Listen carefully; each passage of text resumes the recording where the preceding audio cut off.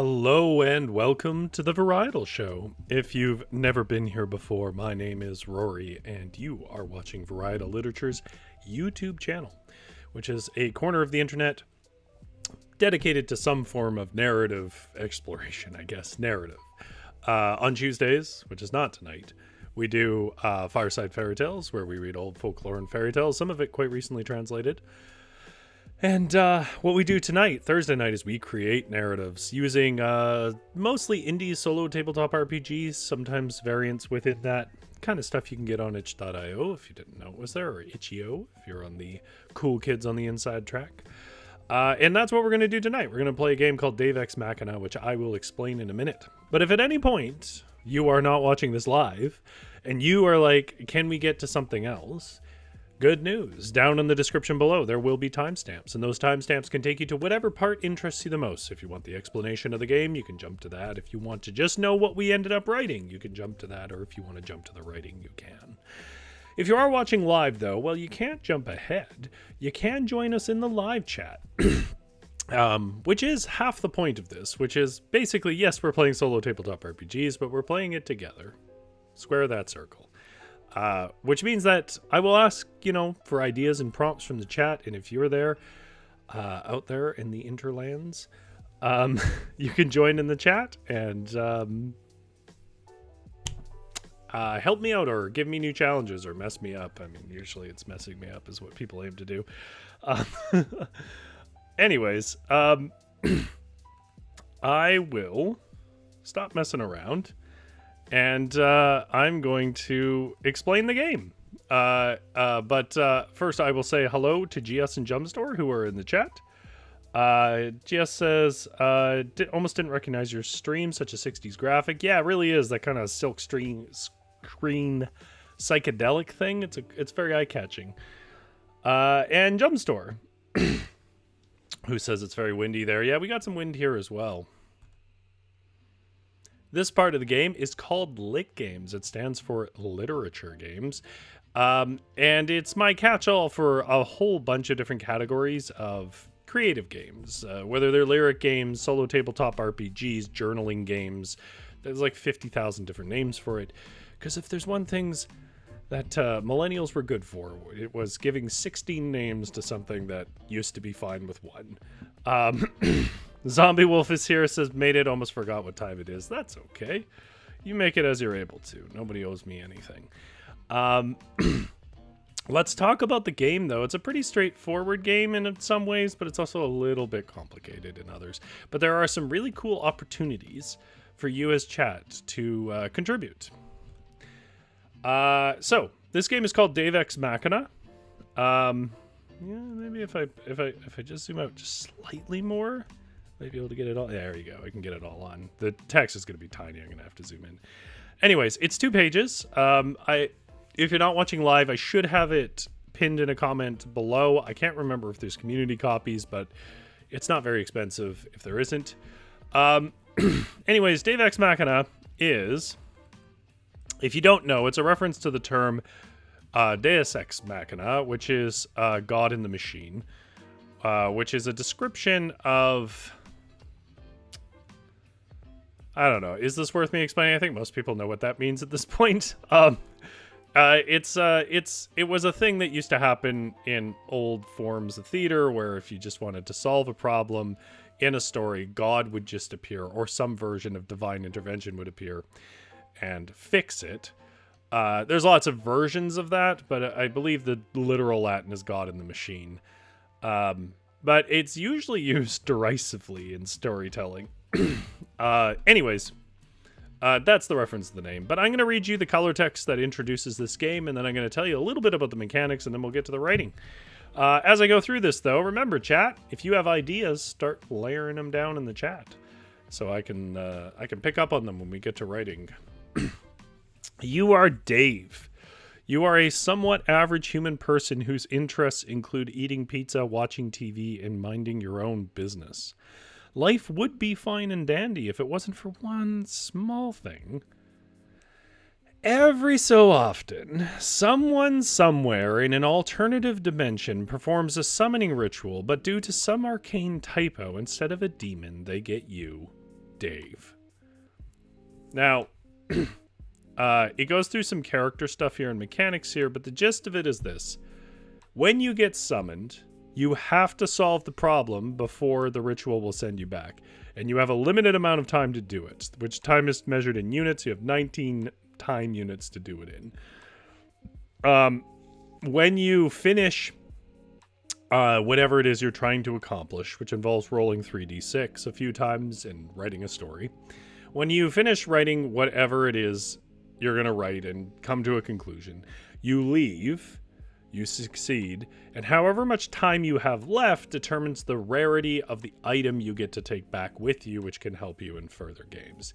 That's sort of the core of the mechanic. There's some special abilities that you can use once per round or whatever, and there's some description on how the 3d6 system works, which is a bit interesting. But overall, I wouldn't say it's a game that lives and dies on its mechanics. It's a game that mostly is about its clever idea. Tammy's here. Hello, Tammy. Thank you for watching. Okay, so that's the gist of it. Someone tries to summon a demon to do nefarious things to help them succeed in some way. The game implies that mostly you get summoned to kill someone. I don't know that I'm going to take that tact, not because I'm squeamish or anything. I just think it's less interesting than us having to, I don't know, help someone perform fraud or something. But we have to do something evil to help somebody succeed, and then we get to go home. We are a completely average person with no particular special skills. Okay, so that's the overview of it. Let's talk a little bit about the character building, and we can work through that together in chat, because that's really where you folks come in. So, the first question it asks is, who are you? But this is a rhetorical question, because you are Dave. If there's one thing we know for sure, you are Dave. What are your knacks? So this is where you come in first, chat. What are your knacks? Write down 3. These might be unrelated hobbies, minor specialities, or party tricks. Fighting is not one of them. Dave has no useful skills. We just have 3 knacks. So I want you to think of your very average friend. He has 1 thing or 3 things he's kind of good at. None of them are impressive. What are they?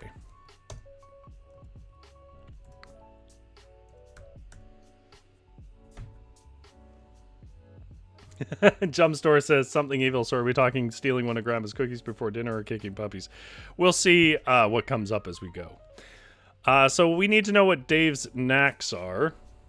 So like it could be like, you know, Dave never lost one of those jelly bean guessing games or something like that, where you guess how many are in the jar. Those are basically going to be his skills. They may or may not ever be useful for anything we do. So we need 3 knacks. So that's something to be thinking about, chat. The next question it asks in its character builder section is, what do you have on you? When you were summoned, you were caught unawares. Looking around you, choose 1 possession for Dave to have. Alternatively, choose an object Dave gained previously, but because we're starting the game, he doesn't have a previous object.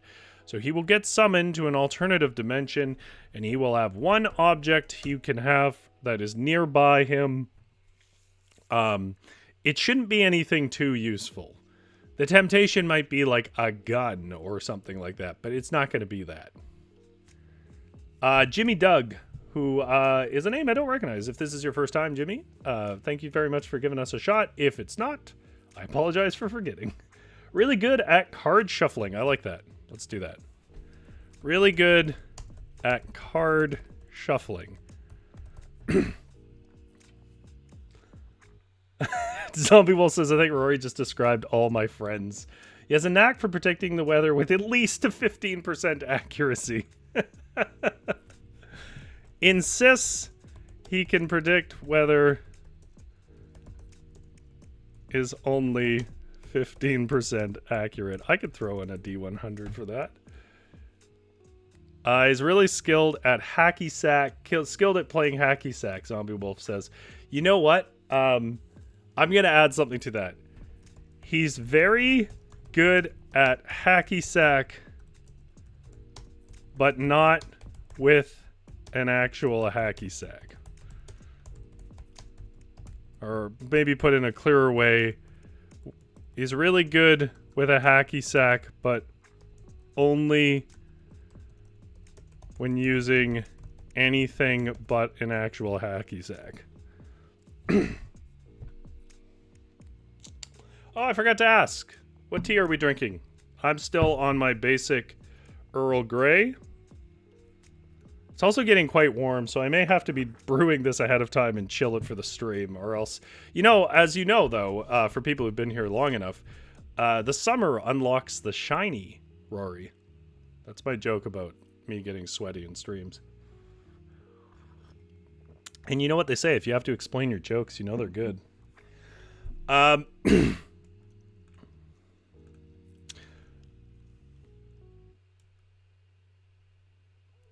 Okay, object. So an object is something he will pick up from the room he gets summoned in. So that can be literally anything. It could be a fork. It could be a shortwave radio. I don't know. Think about that. It could be a guitar. It could be a deck of cards, given that he's good at them. Okay, now here is a really interesting way of developing prompts I've never seen in a game before that I think you, chat, are specifically suited for putting together, but I feel like I am going to have to filter through some ideas. I don't think I can take anybody's wholesale, because it involves three things. What's the deal? So in other words, you got summoned.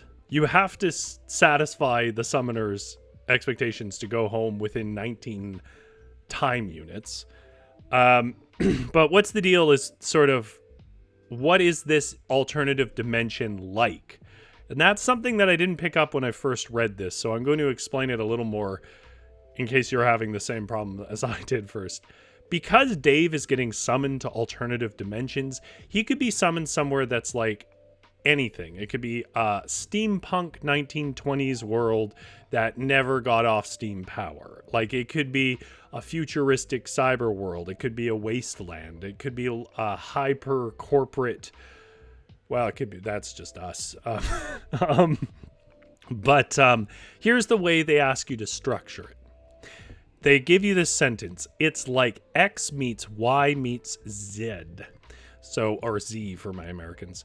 Where X, Y, and Z are different movies, TV shows, books, other works of fiction, or historical events. Keep in mind, though, I'm going to have to know them to be able to write them. So you may have a great idea, but if you mention something I don't know, then, like, we'll have to pick something else. So that's what we need. Choose a single feature from each of these three, and use those features to create and describe the setting and situation that Dave got summoned into. Jumpstore says, I'm having honey chai turmeric vitality by Yogi, but as it's chai, it does contain ginger, so I can't recommend it to Rory. I can't have a bit of ginger. It's just, I get grumpy for about an hour. Zombie Wolf, no tea this time, but I am drinking hot chocolate with a touch of cinnamon. Yummy, yummy. Is it sweetened or is it unsweetened? Jimmy Doug says, good afternoon. Good afternoon to you, Doug. Mr. Doug. Tammy Morelli, a princess crown. Okay. I'm going to expand on that a bit. A princess party plastic crown. Okay, so it's like X meets Y meets Z. And then we have to pick features from each of those things. So, for example, you might say it's like The Matrix meets The Notebook meets Lord of the Rings. And then you might say, okay, well, it's like The Matrix in that, you know, machines are at war with humans. Zombie Wolf says it's homemade hot chocolate. Of course, it's sweet, Rory. Well, some people just like the cocoa. So you might say that, yeah, they're at war with machines. But the person who summoned you is in a love triangle with the machines. And they, you know, I don't know. I'm not sure how to tie Lord of the Rings into that, but I'm sure somebody else does. But you see what I mean? Like, you need to pick some pop culture properties. So let's start listing off some things, and then we'll see what we can pull as a world out of that Dave got summoned into. It's like X meets Y meets Z, Z, whatever. Trying to be international. This is the only effort I'm making. You can assume when I speak, I'm adding U's to lots of things that Americans don't understand why I'm doing it.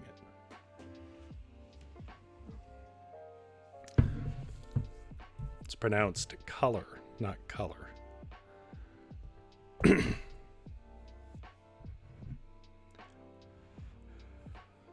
Jimmy recommends Tron, so it's like Tron meets Earl Grey tea, named after an old man who no longer lives, but who understood that black tea and bitter oranges was a winning combination. Here's to you, Mr. Grey. Dun dun. Earl Grey. Now, the Earl Grey lobby, and I know it's very powerful, needs to come and pay me for that.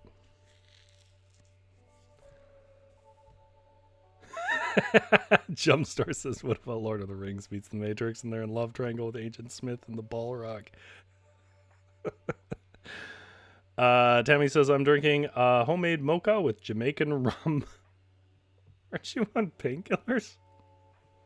That's not my business. You don't need to answer that.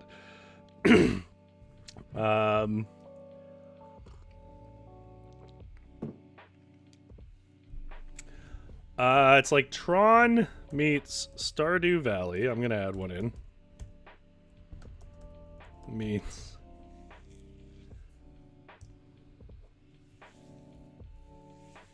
Zombie Wolf says, I guess that's one use for bitter oranges. Yeah, what's the other ones? I guess just to get rid of mosquitoes. Is citronella made from bitter oranges? I always just kind of assumed it was. Also, Witchery, I know you're not here, but hello. I hope your event is going well on that fine Australian Friday. And Uncle Kitty, if you're watching it, thank you for your comment on the last video. It is, well, we're all looking forward to having you back on here. Oh, okay, I see. Tammy Morelli says non-alcoholic flavoring, Rory. Well, that makes more sense.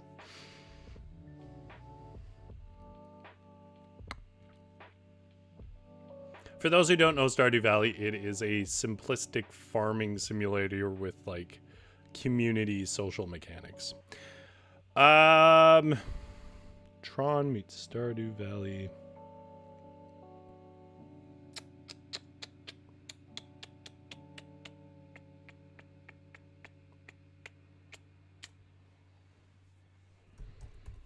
Meets Ocean's 11. Okay. So, what aspects do we want to pull from each of these elements? So, in other words, if it's like Tron, it could be the obvious. It could be that we are in a digital world. Or it could be that simply that such a possibility exists.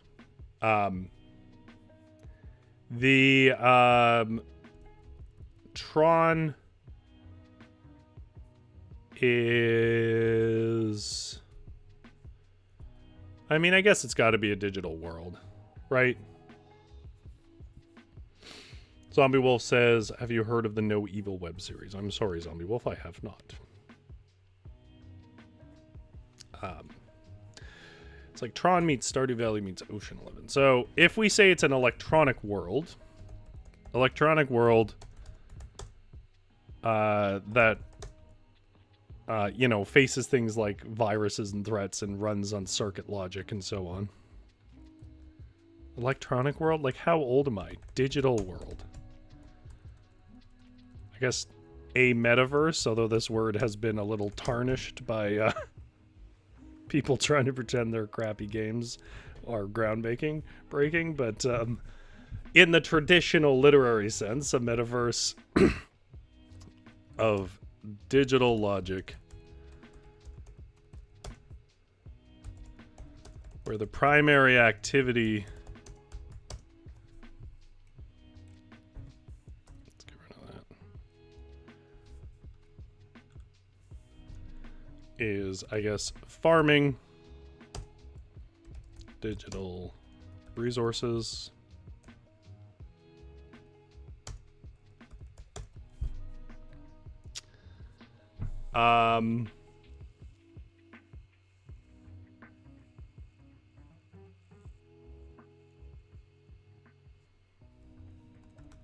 And the only way to get ahead is to perform a daring heist. So, a metaverse of digital logic where the primary activity is farming digital resources, and the only way to get ahead is to perform a daring heist on a repository of programming, a repository of code, I guess. Okay. So that's the world we're in. Okay, then what's the job? Decide who or what Dave has to neutralize, as they put it. But like I said, I'm not going to go the route that Dave is here to kill people. But they're summoning a demon, so they're not trying to do nice things. There's no going home until Dave has done what he has summoned to do. So what's the job? Well, I think I just saw GS say it. What's the job? Heist me some of that sweet, liberating code.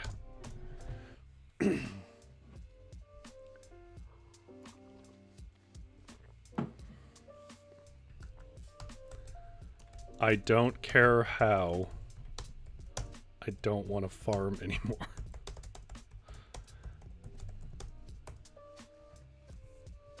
Okay, and then what stands in Dave's way? So we finally get to a dice. I always feel weird explaining this because if you're watching like the quiet corners of the internet, to put this quietly, generously, quiet corners of YouTube, if you're watching solo tabletop RPG playthroughs, you probably already know what D6 means. But in case you don't, it's a 6-sided dice, and this is a D6 system. Siphon bites from the Greater Good Code. I like it. I like it. A siphon bites from the Greater Good Code. GS says, but you have to be cool or it's not Ocean's 11. I don't know if I can be cool. Anyways, the first application of it, which isn't really a skill check, which is largely where they come in, is figuring out what the 3 types of barriers are between Dave and his goals. So, number 1, I rolled a 3. And according to this table that you can't read because it's too tiny, I can try zooming in, but I think you'll still not be able to read it. Oh, maybe you can. You can zoom in a little bit more. Number 3 is adverse weather. I don't know what, in a digital world, what weather is. So if you guys have an idea for that, go right ahead. Adverse weather. Number 2 is a 5. Wild creatures. Again, what's wild creatures in the digital realm?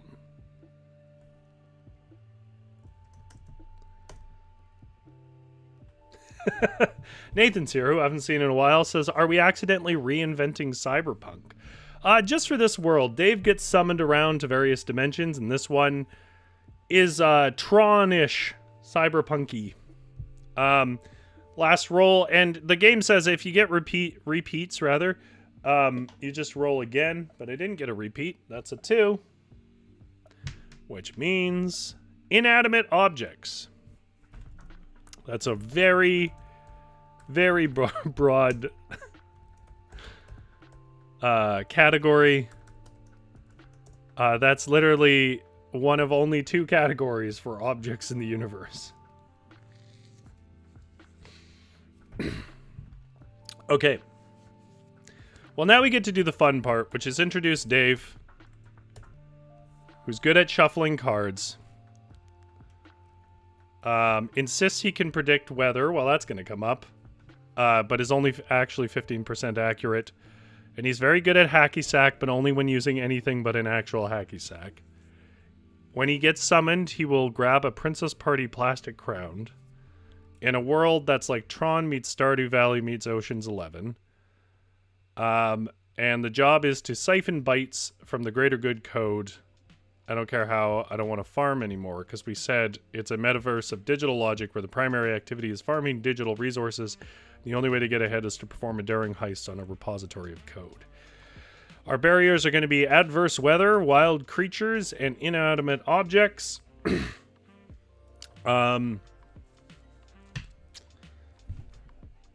Dave snickered at what is like the most basic, not bad, but also not really doing anything daring comedy for, because Dave is just supposed to be the exact picture of average and unimpressive. It's got to be a sitcom. I mean, the first one that comes to mind is Big Bang Theory. I mean, I'm not trying to judge anyone's taste, but I do feel like Big Bang Theory is, I think everyone can agree, is largely pretty safe. Dave snickered at who the hell is in Big Bang Theory? What's the name of the characters? It's been a long time since I've seen any of it. What is his name?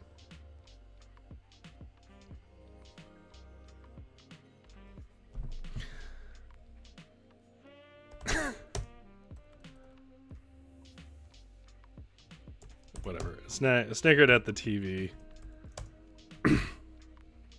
and sputtered a few corn chips.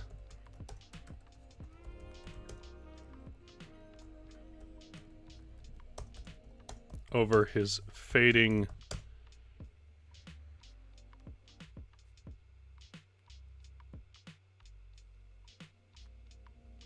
Zombie Wolf says, what if the demon he summons is supposed to be a Kumiho, like the Kitsune, but Korean and always evil, but Dave ends up summoning a kit? Well, Dave isn't summoning. Dave is being summoned.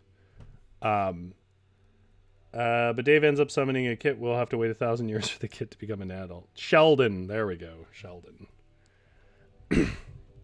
Snickered at Sheldon's social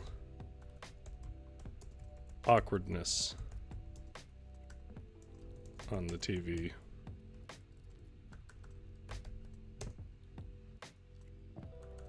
Such that he sputtered a few corn chips. Whoops. Over his fading.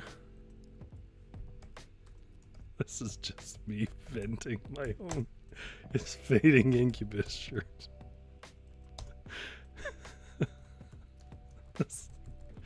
Again, it's fine. I just have bad associations.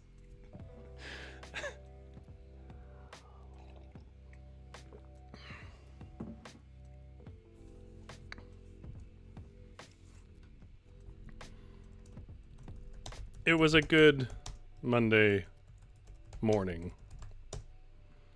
Wait. He sipped a bit of his light beer.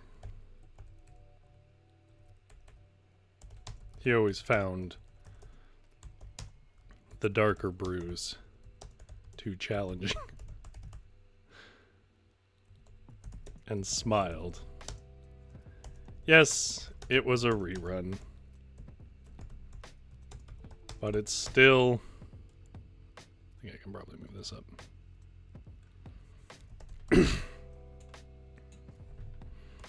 it still got him in the funny bone.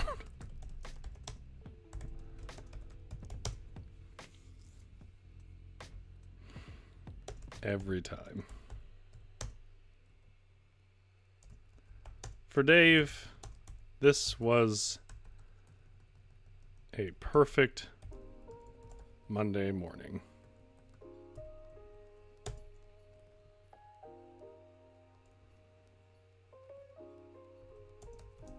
On the couch. Tomorrow, Dave would start applying for jobs, but today was Dave's day. And Dave was celebrating Dave.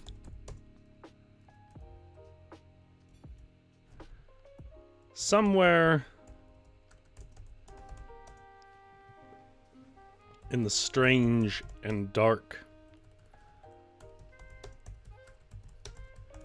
mysteries of our infinite cosmos, though, there was an incantation sorted out by an ancient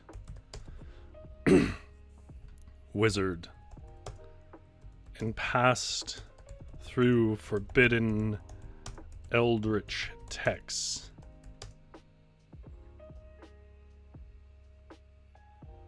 that contained a typo.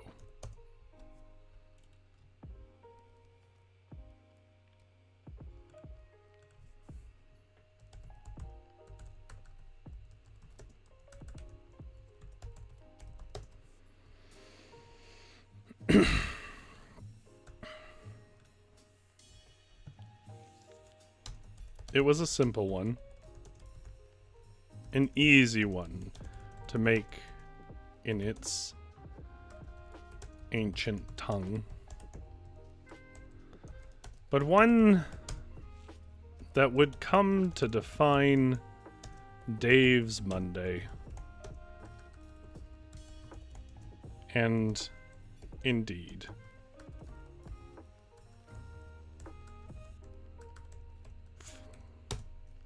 the rest of Dave's life.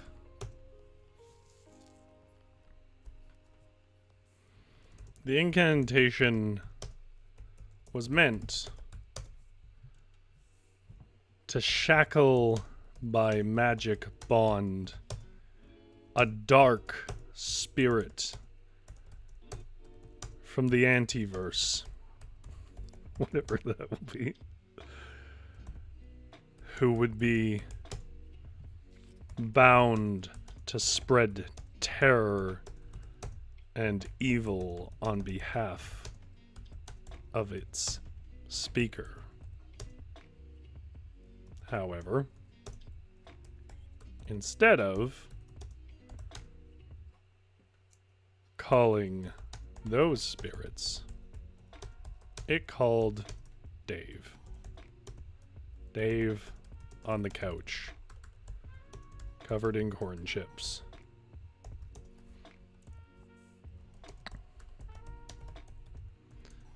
Not specifically inclined to evil, nor talented in it or any other pursuit.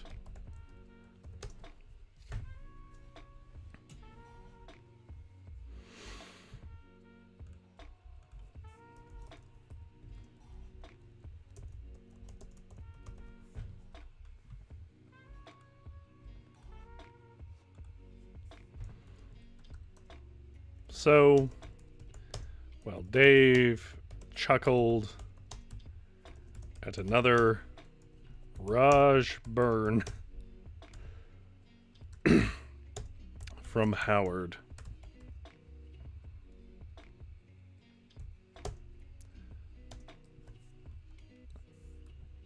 In a dimension not even science knew possible.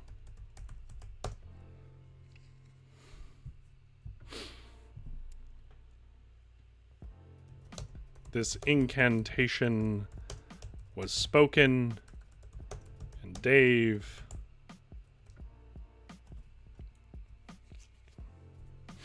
Pointless Dave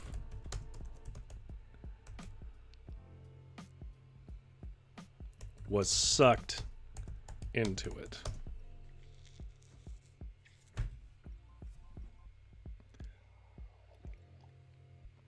So in this digital world of farming, what do you think is the first? I don't normally invite people into like the process this much, but like when I'm writing, you know, they talk about how you have to describe all the senses, and that's true enough, but you can't do it all at once, right? I mean, you see that in like elementary school stories because they're practicing, but you kind of need to piece it out and find meaning in them. So what is the first sense do you think that Dave will have that he's in another realm? Is he going to hear something, smell something, see something, feel something? What sense should we interact with first to indicate to Dave that something has gone very wrong?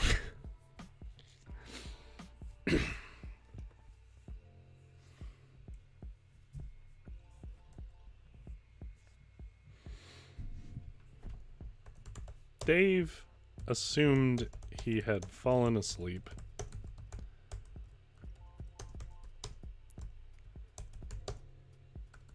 But then he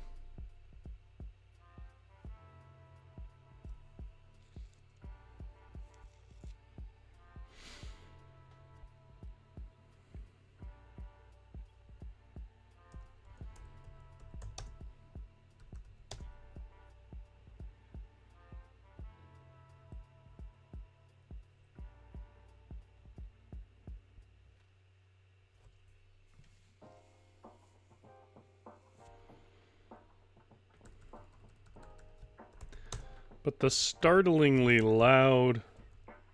Oh, taste the foul smell. Okay.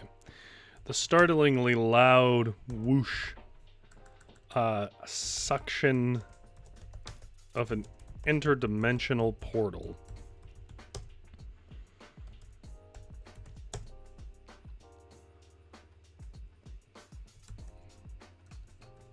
was so profound, Dave knew he could not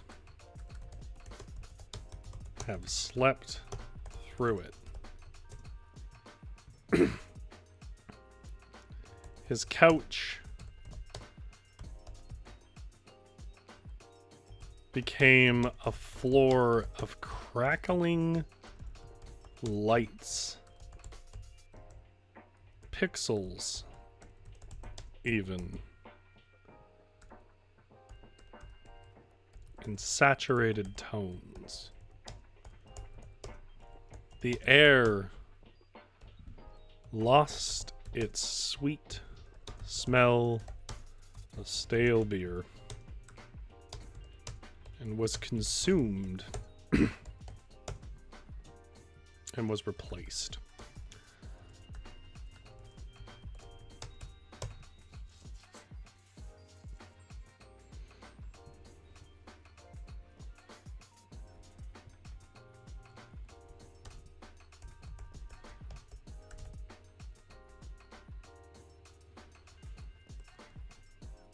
By the hot smell of soldered circuit boards.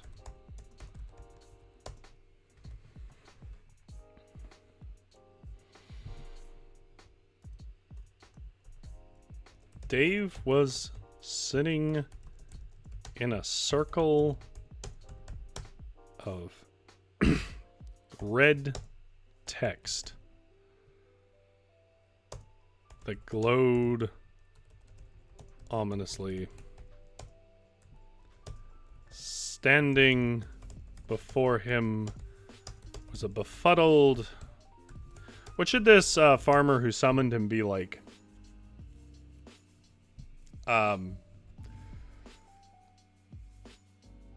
Any trait you want to add here, go right ahead. What should the farmer be like?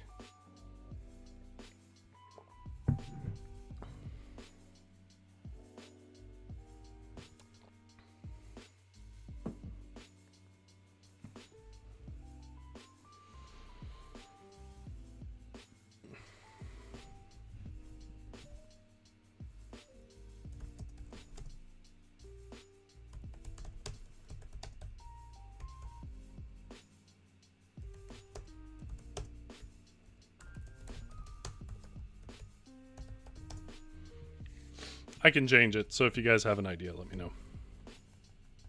Was a befuddled man in bright blue overalls and a simple straw hat.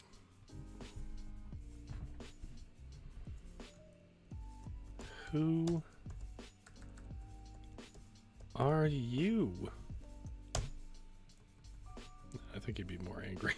Who the hell are you?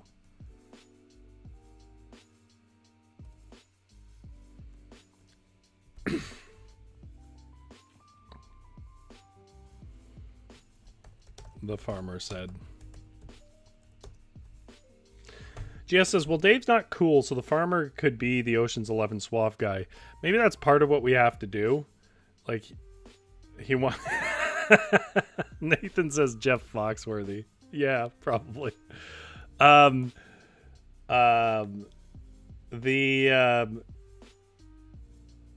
maybe we have to make him more suave, and we get Dave's understanding of suave.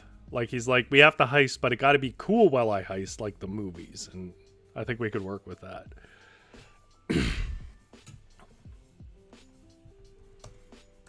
In a tone of indignation that bordered on belligerent rage. Me? What the hell is this? Dave said nasally.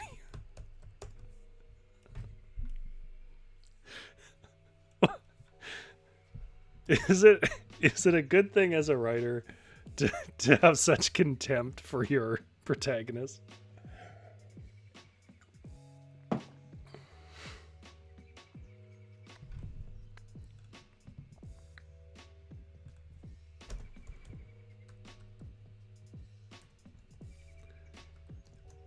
I was trying to summon an eldritch magical being,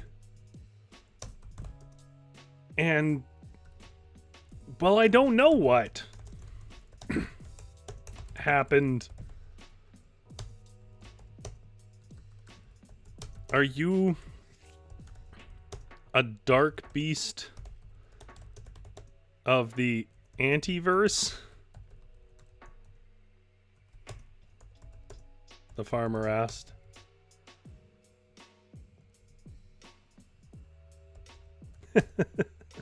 Jumpstore says, I mean, it worked for EL, James. I mean, I think it could be funny. I think overall it might become tedious on a book length, but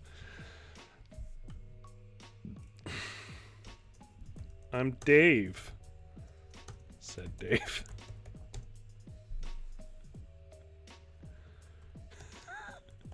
Are you Jeff Foxworthy?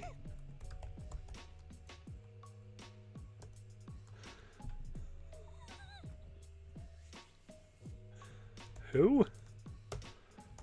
The farmer said, flipping through Jumpstore. E.L. James seemed to have nothing but contempt for her female protagonist. Oh boy.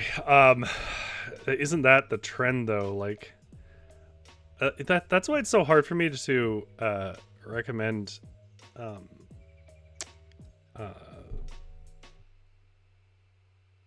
why can't I think of his name? He's like the most famous writer of the 20th century. I'm so bad with names. Even names I definitely know. But anyways, that's why this writer, who everyone knows and I can't think of the name of, is so hard to recommend because he just could not write women. So it would be like you'd be reading this complex, interesting scene about the intricate inner lives as represented by these people, and then it would feel like somebody came in with a little hand puppet of a cardboard cutout of a woman, and it was like, hello, I'm a woman now, and I'm going to be in the scene, and then she would leave and it would go back to being literature. And it was a shame, but it was very telling. Jumpstore says, please don't say Colleen Harper. No. Far more well known than that. It's ridiculous that I can't pull his name to mind. I have books on my shelf. I've read like everything, and I don't know why I have such a problem pulling names to mind. It will come to me. Who? The farmer said, flipping through his black, wicked-looking tome.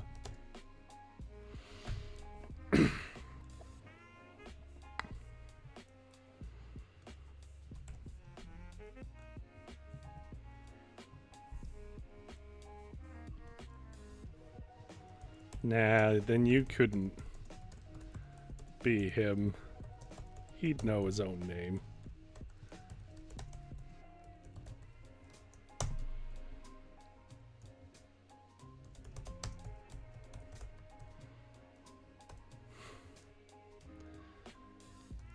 Well, I don't have the resources to do this again.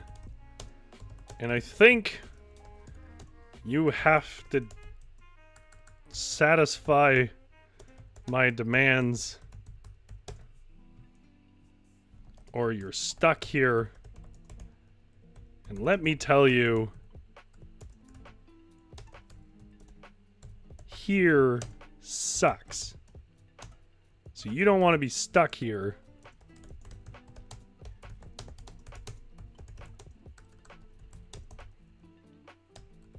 So you have to help me.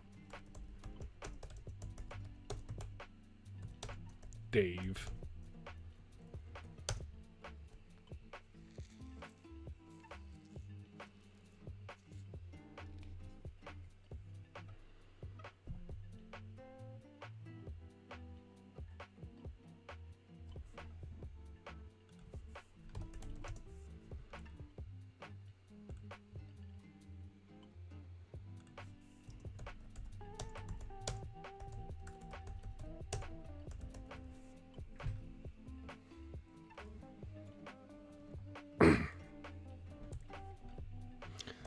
The farmer said. Then, without a pause, proceeded to make demands of Dave. First, he was to help Farmer Joe be as cool as that guy in that movie once. Second, he was to help Joe perform something called a bite heist on the Greater Good Code.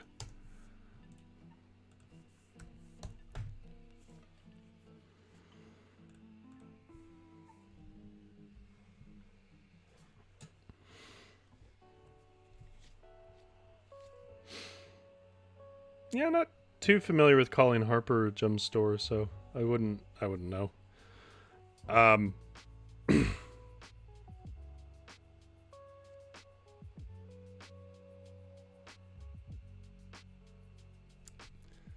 Finally came to me. Ernest Hemingway could not write women. Great writer of men, couldn't write women. And it unfortunately does mar a lot of books. something called a bite heist of On the Greater Good Code. It's ridiculous that I couldn't pull Hemingway's name to mind.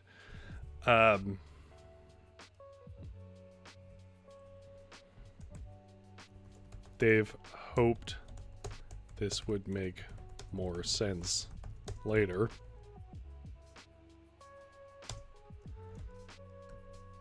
Then he could go home.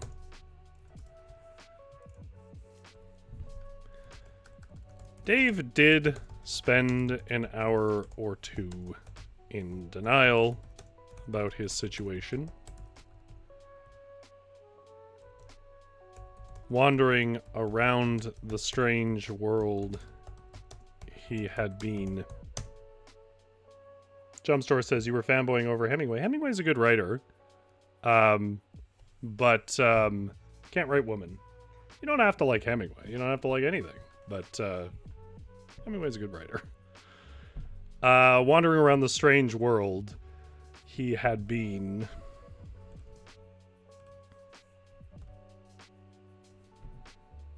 Dave did spend an hour or two in denial about his situation, running around the strange world he'd been sucked into. No, I don't like that line.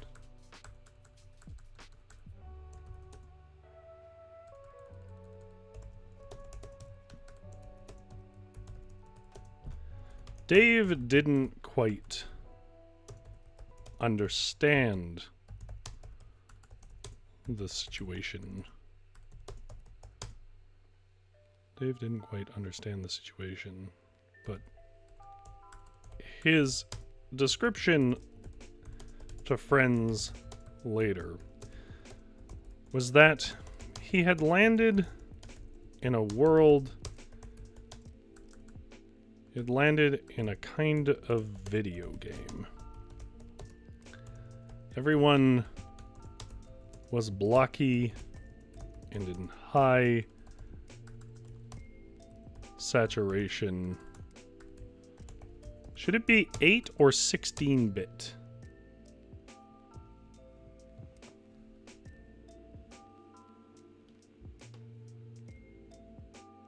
Yeah, that's true, Jumpstore, but I'll be honest, you're going to have a hard time finding a decent writer from history. I don't know who I could recommend that would pass a moral purity test. I'm not endorsing him as a person. Everyone was blocky and in high saturation. High saturated colors.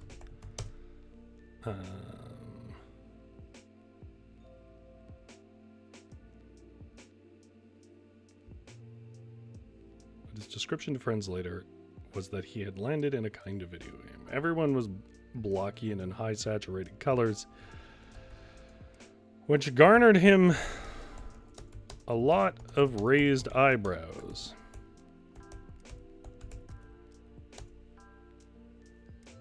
GS says, I think 16. All right.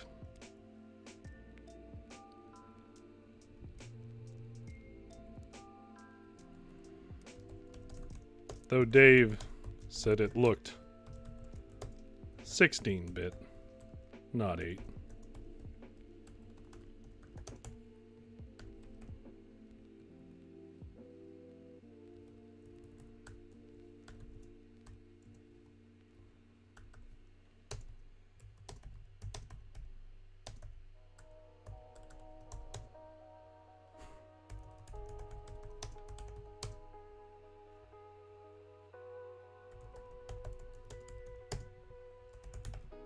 This is high definition form intruded on their world.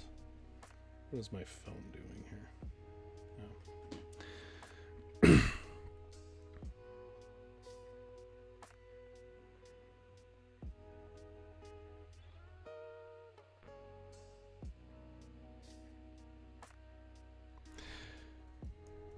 Every being.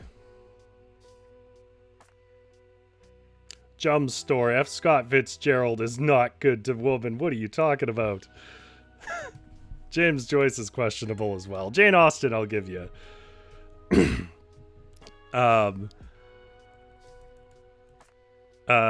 Every being in the world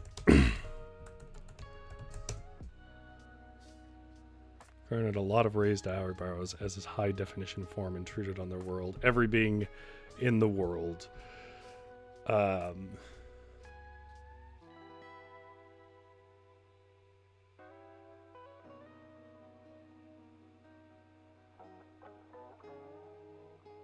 being in the world was obligated to participate in a cycle. Every being in the world was obligated to participate in a cycle of daily farming that garnered, I keep saying garnered, that caused a collection of code.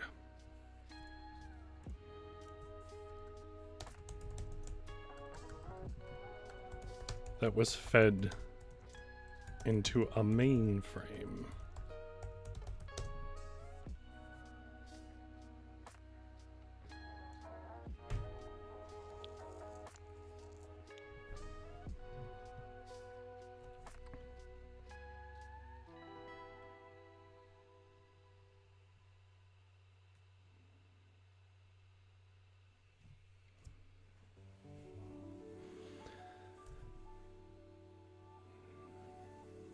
Fed into a mainframe.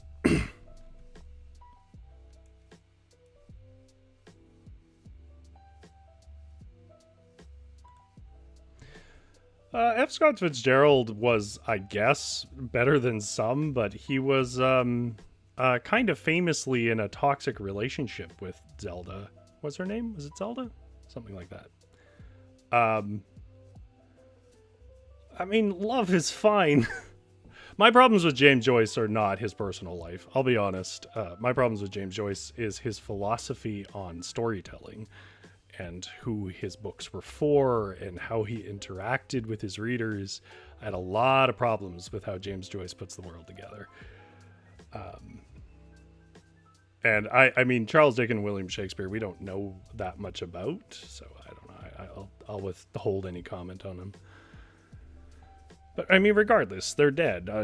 Reading their books doesn't do anything for them one way or another. It's one thing if the person's alive, but they're dead. It's just prose. They all have their strengths. You know, Fitzgerald has a really good flow in his writing that I feel like is only really was ever matched by Hunter S. Thompson, who was a big fan of his, and I think it really showed. But I also feel that a lot of the plots that F. Scott Fitzgerald came up with meandered a bit aimlessly and stuff. Like, they all have their strengths and weaknesses. Which I think, you know, the weakness of Hemingway is that he could be a little too measured. He was a little too blocky in his text. Jumpstore says Charles Dickens was a philanthropist and a workers' activist. He was, but that's not a full view of the person. Lots of philanthropists and worker activists that were terrible to other people. People are messy, right? If you dig around enough, you will find a reason to hate someone. Yeah. So, I mean, my interactions with these authors is mostly in terms of where their technical skills are and what I can learn from them. I'm not really modeling my life after them. Thank God for that. Like, half of them drank themselves to death. They're not to be idolized. And I would say that for most artists in general. Every being in the world was obligated to participate in a cycle of daily farming that caused a collection of code that was fed into a mainframe. The mainframe, Dave came to learn, was the target of their heist. But first, he had to make Joe look cool. Apparently, the cool city where cool clothes existed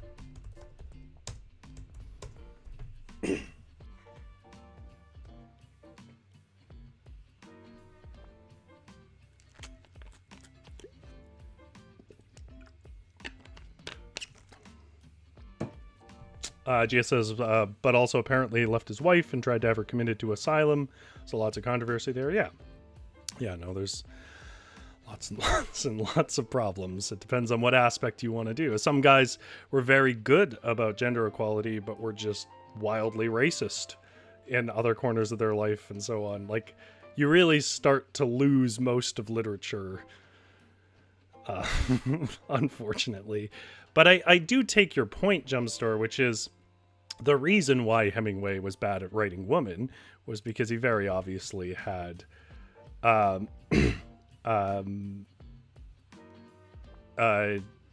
reason why he couldn't write women was very apparently because he didn't understand them, didn't respect them. There's some theories as to why that was, that I tend to agree with, but I'm not going to spread here because I don't have a lot of basis. But he had problems for sure. And I do agree, like, that comes through in the writing, but it's not like there isn't anything there because he can't write women. You know, I think a lot of his nonfiction stuff too, I think it's underrated. I think that was really, he was originally a journalist, so I think it was very good. He's very clean in his telling of stories, which I think is something that him and James Joyce butted heads over, but I tend to side with him on that. I think James Joyce occasionally saw writing as a big puzzle for graduate students, and I'm not sure if that's what narrative should be, and so on and so forth. But yeah, I mean, I find it hard to find a human being I really would go to the fences to defend, but in terms of how I interact with him as a writer, I learned a lot from reading Hemingway.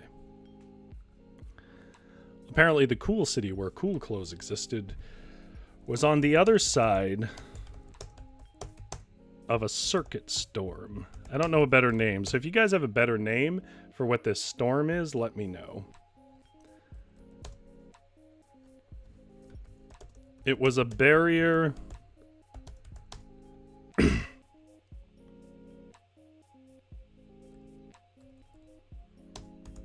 between the farmers and the big city.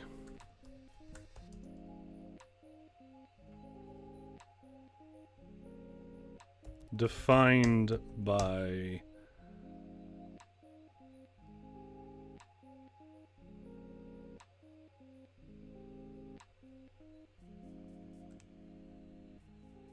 smoke and defined by terrifying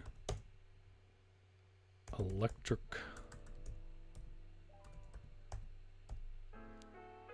stabs of lightning?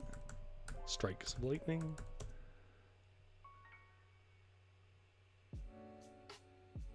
Just terrifying lightning. And toxic smoke. Jumpstore says his wives suffered much worse. I mean, probably. I'm not in the business of comparing suffering. They certainly suffered at his hands, though. That's true.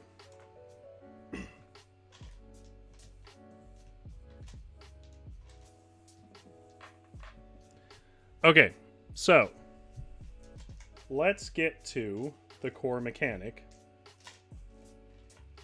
which is we have to roll 3d6. Now, the way this game describes its mechanic and how it works is very funny, but it is a little wordy. So, when you have something that requires more than a relatively low effort everyday activity, like traversing the desert of the electrical storm, we roll 3d6, and then when we roll it, we have to decide whether to apply that total for or against ourselves before we roll the 3d6 the second time, at which point we then have to apply that total to the opposite of what we just chose. So there's a bit of choice, but it's mostly random, right? And if the score for you exceeds the score against you by more than 3, you succeed in the action as intended, and you mark off 1 unit of time. So if we rolled, let's say, 3 ones, and that's a 3, and we're like, we don't want to use a 3 for us, so that's going to be the obstacles value, and we roll the dice again, and we get a total of 14, let's say, 2 5s and a 4. Well, then that would have exceeded our score by more than 3, and we would have succeeded, and we would tick off 1 unit of time, of which we have 19, and say that we succeed in traversing the desert of the electrical storm. If I roll the dice again, for you exceeds the score against you by 3 or less, you succeed, but the obstacle remains in some form, mark off 1 unit of time. So we may have to encounter it again then, in other words. If the roll against you exceeds or equals the score for you, so in other words, if it's the same or more than, you fail the action, you mark off 1 unit of time, unless, and this I think is very clever, against you is more than double the score for you. Which means you attempt the action so badly or unorthodoxly, you actually succeed. And what's more, you save a bit of time. You mark a half unit of time passing. So if we fail really badly, we succeed. If we succeed, we succeed. And then if we tie, we fail. And if it's above us, we fail. And if we only sort of succeed, we succeed, but we still have to deal with the obstacle. So I'm going to roll this dice. I realize that's a bit confusing. Gia says, hey, same as shouldn't be a fail. In D&D, that's not the case, but who knows? I'm going to roll the dice. I'm going to give you the value, and you're going to tell me, chat, whether that's going to be the score for us or against us. In other words, the storm's value. So it is 2 2s and a 3, so a 7. Oh, is that upside down? Well, they're both upside down. Okay. Opposite of each other, I should say. That's a 7. Do we want to say 7 is for us or against us, chat?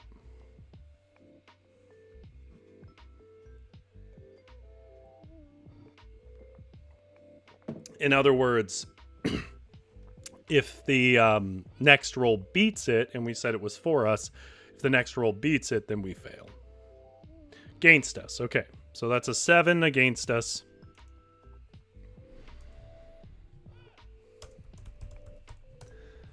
Now we roll again.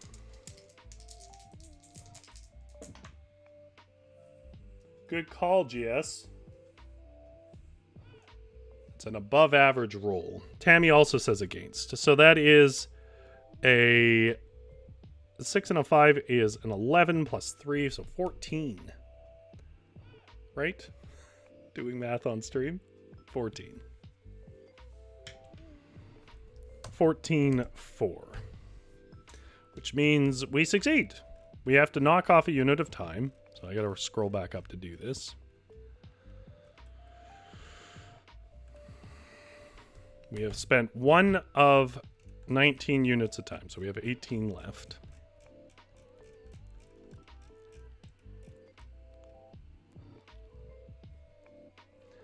Now, the most important thing here is, how does Dave make this work? Because basically,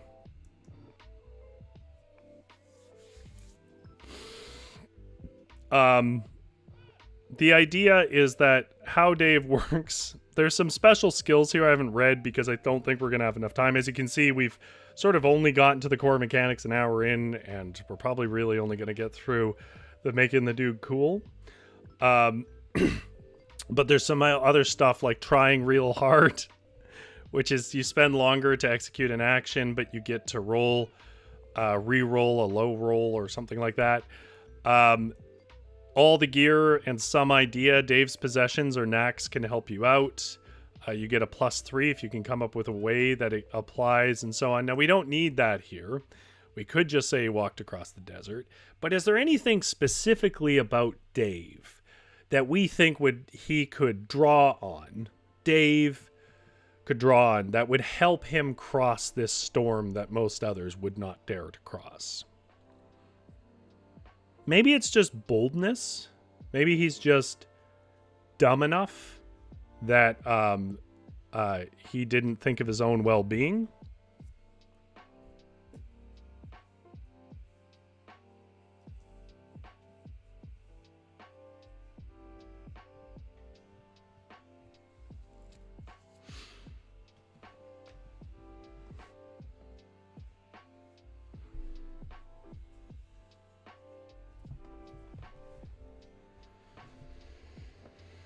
I'll give you guys a chance if you want to add to that, but if you don't, then that's fine.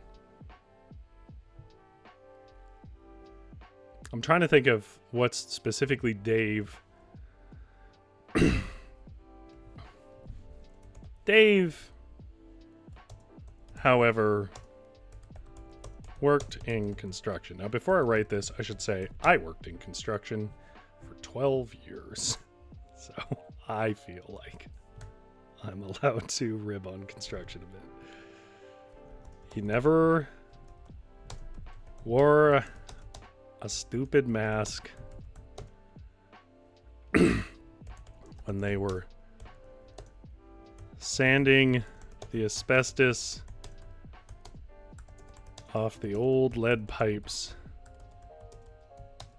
in that library. And he was doing just fine. So he knew that some dumb toxic smoke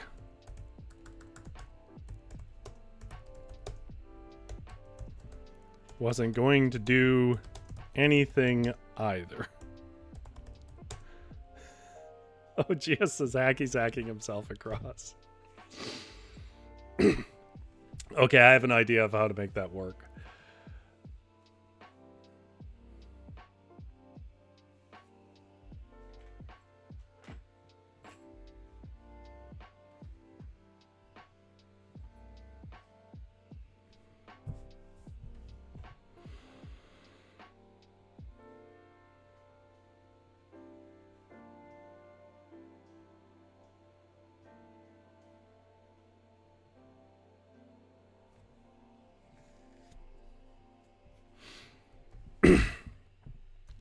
The only problem he really saw was that walking was boring. And the walk through the storm looked to be like an hour or more. So Dave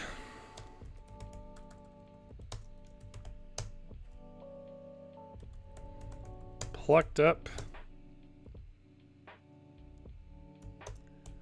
a handful of strange bolts. I'm unconventionally inspired by GS's message there.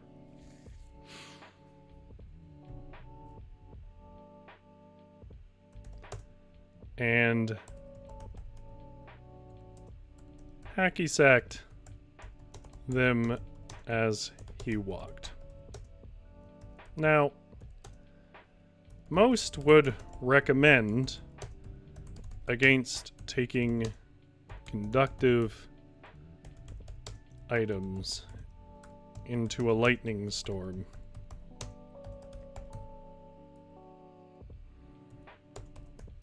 But Dave got lucky with his choice.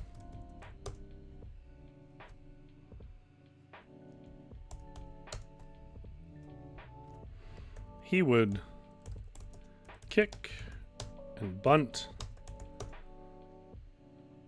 the metal about. Oh, Tammy Morelli says a rock. Let's do rocks then. Strange, a handful of ore, let's say. It's a good middle ground on that suggestion.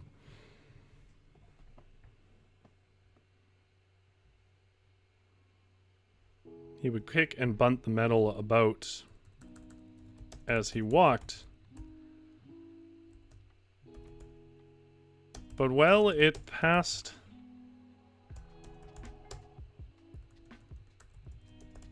the time. It also kept drawing off. It also kept catching the lightning strikes before they hit him. More than once when he kicked.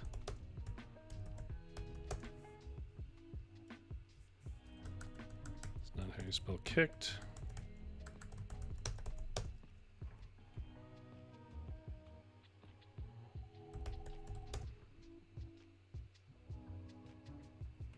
When he kicked the metal about, a shot of bright lightning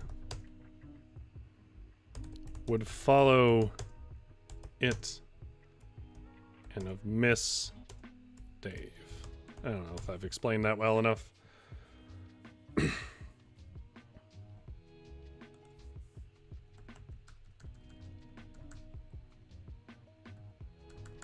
It's the problem with trying to describe a really specific, like, staging in writing.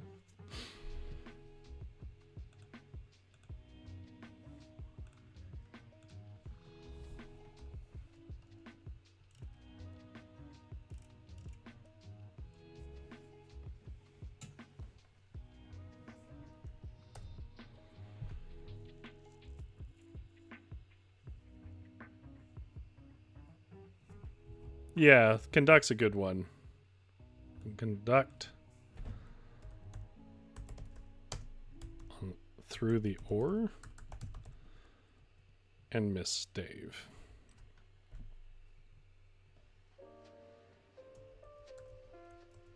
In no time at all. Hacking up blackened phlegm. Dave reached the cool city.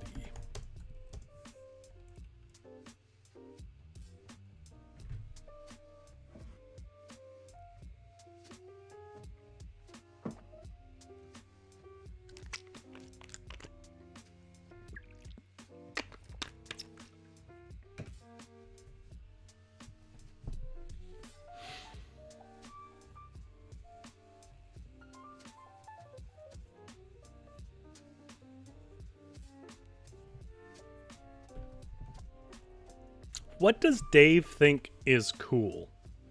What does a guy like Dave think is cool?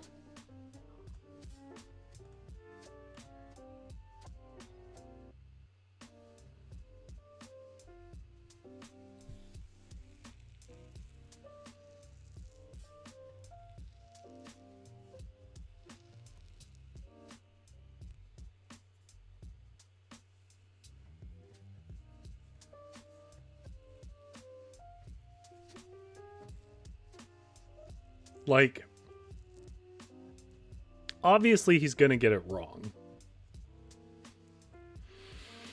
And it'll come down to a roll whether he can really sell his buddy on it. Farmer Joe. This is what cool looks like. But what does a moron think is cool? Yeah, I was thinking that. Like a really corny, like dark sunglasses, open shirt kind of guy.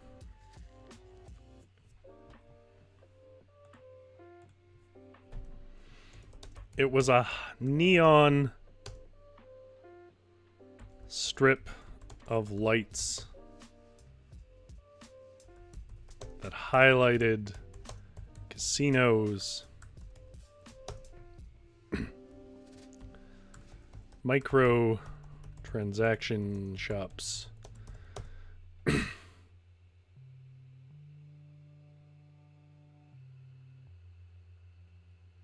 yes, Jump Store, exactly.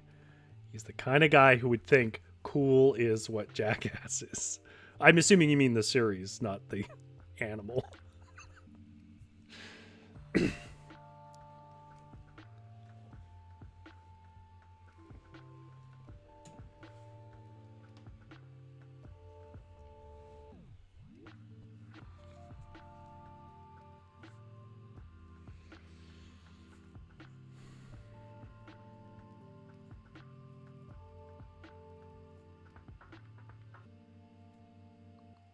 Yeah, I think he would want a really big hat. Yeah, jump story. Though I do like the idea that he thinks it's really cool to dress up as a donkey.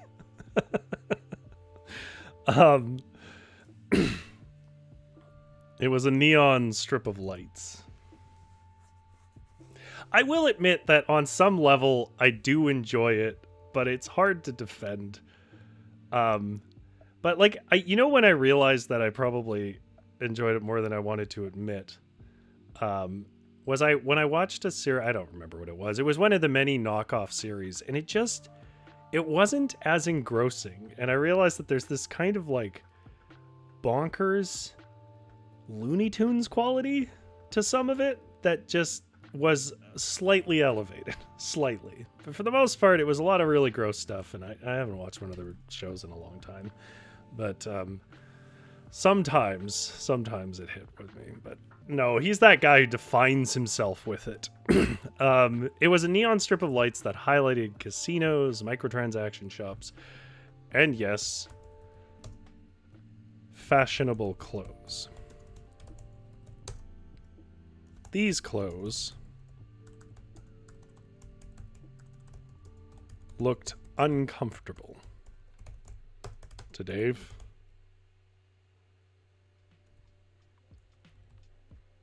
Form-fitting to others. They looked silly to Dave.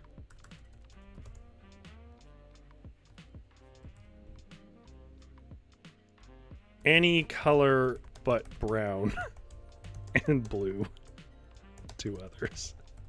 I don't know if that sentence makes sense, but it made me laugh.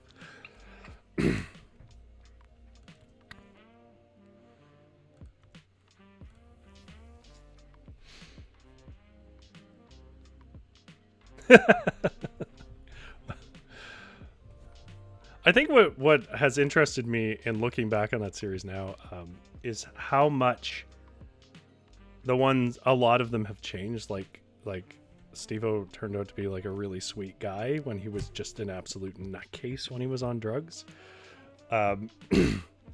For example, he's like a really he's like married and he's sober, and he's a big animal rights advocate, and he's just apparently a really nice guy.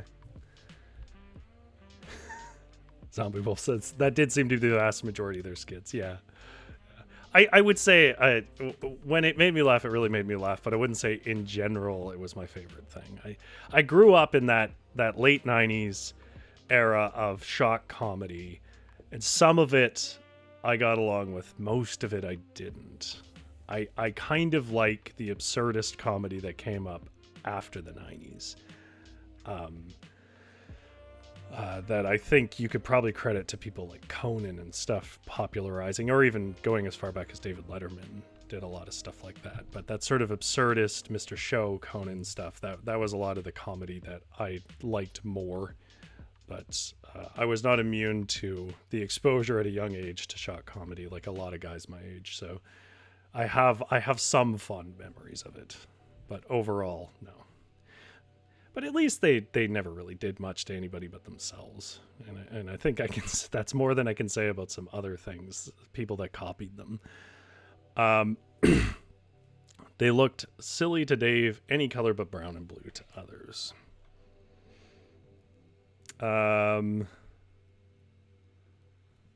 Dave was perhaps the worst person to be choosing fashion. But Dave didn't have the benefit of knowing that. instead, with all the confidence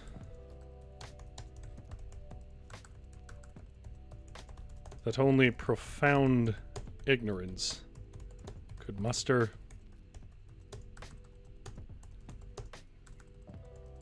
Dave entered a costume shop that he perceived as the one good place for clothes on that strip. A hat, a shirt, pants, shoes, and an accessory. If you want to give me any one of those from a costume shop, then let me know which one should go in. Well, we'll come up with the outfit. Jumpstart says, did you see that clip where Conan got thrown from the back of some kind of water buffalo or something and he showed off the resulting bruise to the audience that night? Yes. He tells that story, I think, on his podcast, maybe, that it nearly killed him. And he explains that he had this mindset that, like, he would do obviously dangerous things in the moment because he knew it would get a laugh, and that just overrode his reasoning. But apparently that was like the last time he had animals on because it almost killed him. Yeah.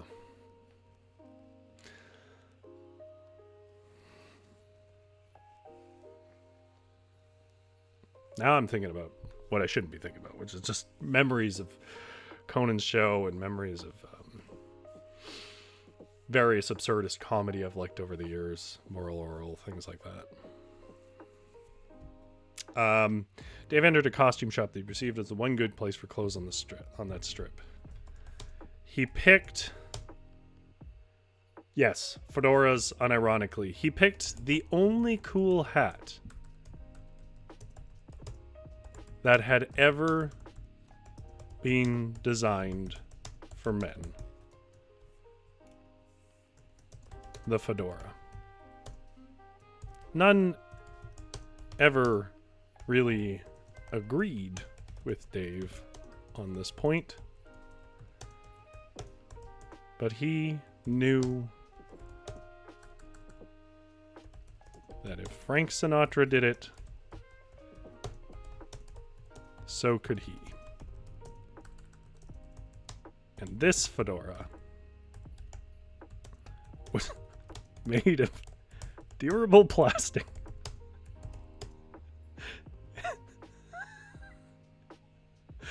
And had zebra stripes. So it was modern too.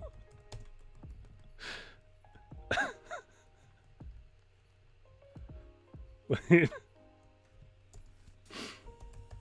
had a functional elastic chin strap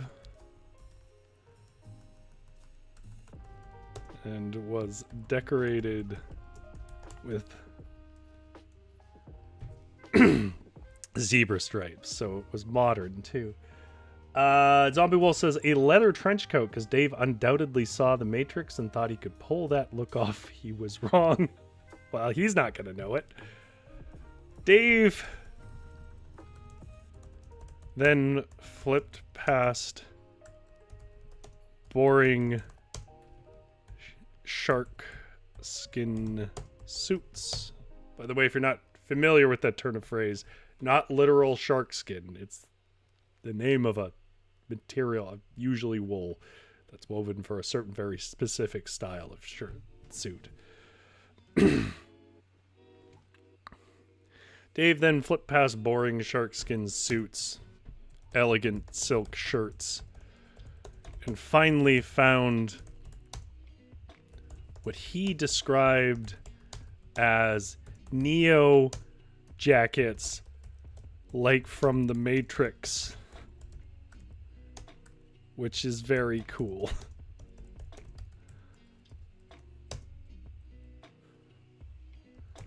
They were long leather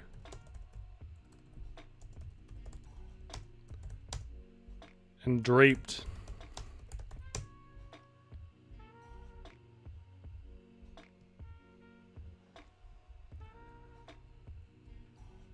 They were long leathered and draped with superfluous belts. I know that's not specifically a thing from the Matrix. They were sleek.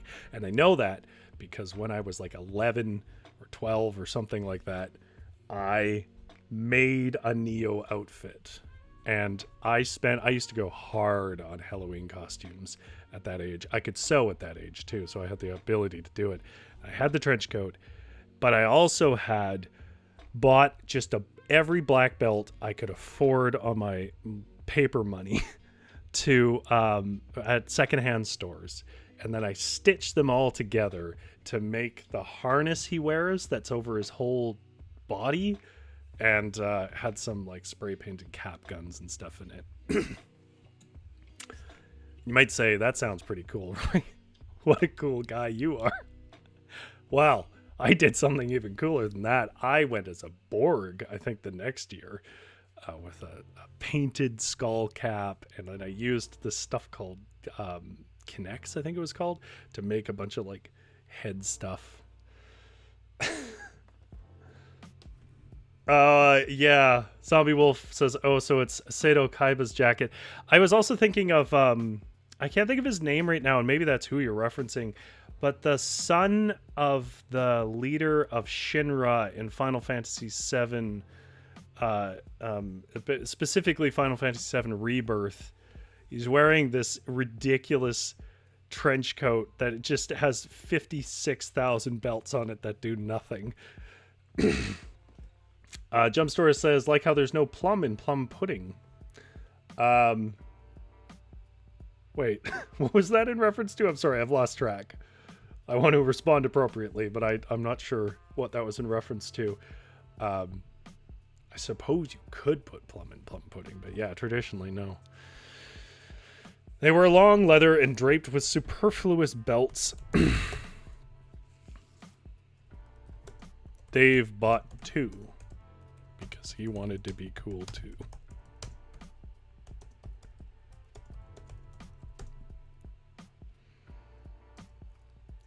Finally, he capped off the look with the tightest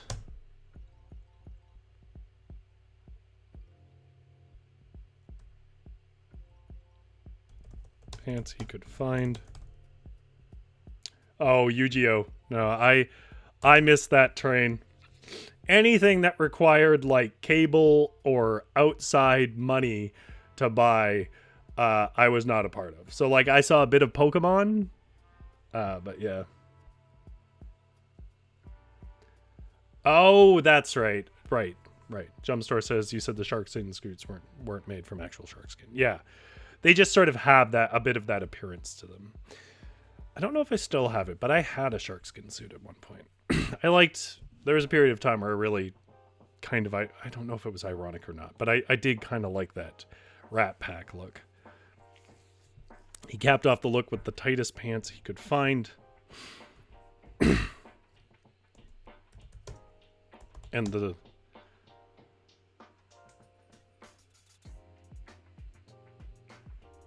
chunkiest shoes he could reach. He then headed for the door, at which point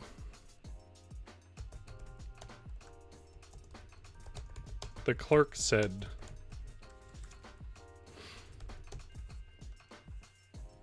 "Hey,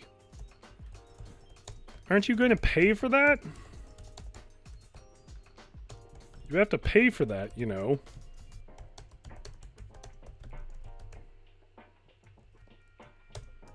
Now, what is Dave gonna do? Dave doesn't have any money here. It's gonna come down to rolls whether he succeeds. But I'm curious, chat, because this might be the last thing we get to today. What do you think Dave what do you think Dave should do here? Dave has knacks that we can add a +3 to if we can find a way to work his knack in. That didn't sound right. I'm gonna find another way to say that. So he was good at cards. He thinks he's good at predicting weather, but he's kind of not, which is barely a knack. And he can hacky sack. We already kind of used the hacky sack. We don't have to work that in if you have another sort of idea. Zombie Wolf says, well, I only watched the sub on Crunchyroll, so Yu-Gi-Oh! Wasn't exactly part of my childhood, but I do love the anime once I saw it. Only the original anime, though. Never saw the spin-offs. I mean, usually things like that, if you're not in early with an anime and they have a lot of spin-offs, it's almost not worth it. Like, I think at this point, nobody is getting into Naruto. Like, we're on board and have spent the 10 years it requires to watch all the Naruto episodes, or it's just not, you can't jump in. Okay, he could shuffle the cards in the cashier's face and make a run for it. Okay, we'll go with that. Try to be as dumb as possible on this too. He could pay with lots of hugs. Okay, I think I can make all of this work.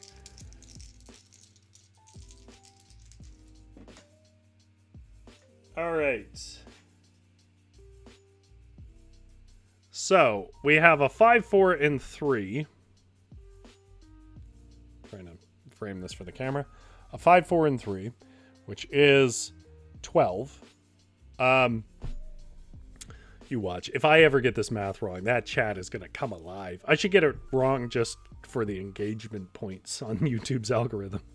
Just get things wrong for a stream, and I'll have the highest engagement I've ever had.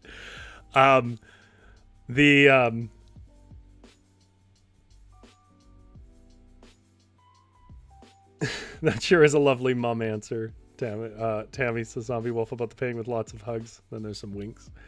So the question is, do we want 12 to be for or against us? For or against us on the 12, and then I'll re-roll. Actually, if we're using the cards, it's a +3, so that's a 15, but the roll is a 12.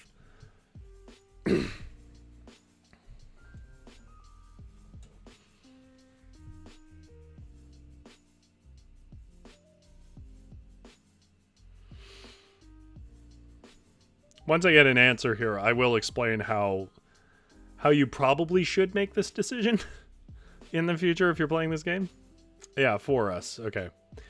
That's what I would agree with as well, because on dice, the middle value is the average value, right? So given that the lowest we rolled was the average, a 3, because half of 6 is the 3, and the other is a 4 and a 5, this is an above average roll, right? So odds are you won't roll higher than this, but it doesn't mean you won't. It's always luck, and luck is always random. Probabilities are not certainties. So that was, before I get rid of it, a 12. 12 plus 3, 4.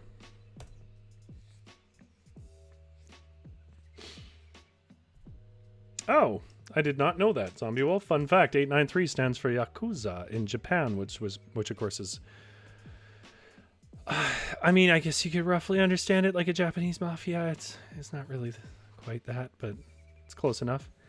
It was based off one of the unluckiest hands and cards. Do you know exactly what game? Ooh. Well, the good news is we still win because we used our ability with our knack. Bad news is we did technically lose, but only by 1. 5, 5, and 3 is 1 more, so it was a 13, which would have beat us, but we had the +3 because we used all gear, some ideas. Dave's possession or knacks can help you out. If the action you're trying to do can reasonably make use of your possession or your knacks, then you get a +3 on the score for you succeeding. Okay, so then we win.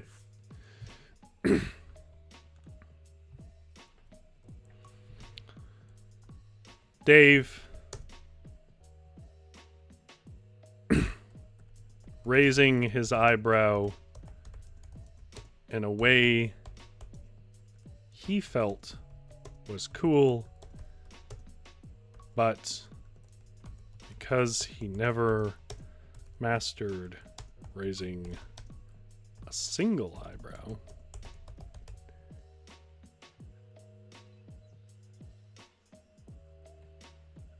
oh yeah, fair enough. Zombie Wolf says, I do, I just don't know how to spell it using Romanji, which is basically the English alphabet's equivalent of what is Japanese. Japanese has several alphabets, and you don't want me to explain them all to you. But yes, I understand. You could put it in the hiragana, and I could probably pronounce that. Don't know that I could do the katakana. Again, I'm bad with names. I may have swapped those two, but I think that's the way around. But because he never mastered raising, I don't know if it lets you post in my chat in a different language, though, than English. Because I do have, like, the strictest auto-moderator on, and sometimes they don't let you. That includes not letting people post in another language, which sounds bad. But the real problem there is that people come in and can, broadcast scams and whatever, and you're not able to recognize it. So that's why that rule exists on a lot of streams.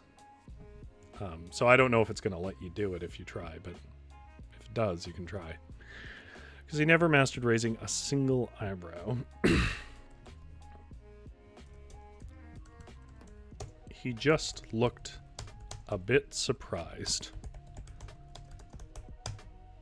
Oh, yeah. It doesn't. I tried before and it never let me. Yeah, unfortunately, I don't really get a fine-tuning option on my auto-moderator, and I really don't have an option to turn it down. There was a period of time, though, that despite that thing being at its peak, we got... I'm trying to think of the non-delisting word for it. Adult promotions, let's say, would come into the chat. I think once I tried to pretend like it was giving me prompts just as a joke. He just looked a bit surprised to the clerk.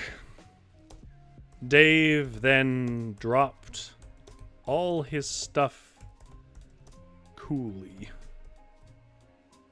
onto the floor and pulled out a deck of cards. Well, no one could honestly describe Dave as talented.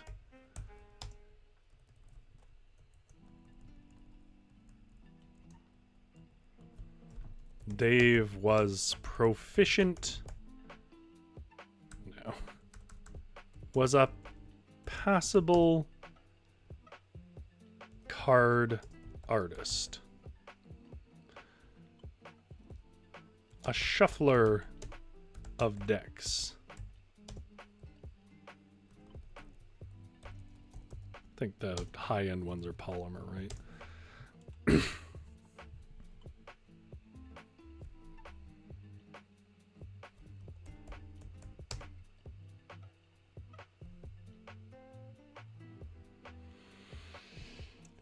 Zombie Wolf says, yeah, lol, I've seen those ads. Amazing. It can be demonetized for saying hell, but YouTube will gladly take those sponsors. The things I get demonetized for, too.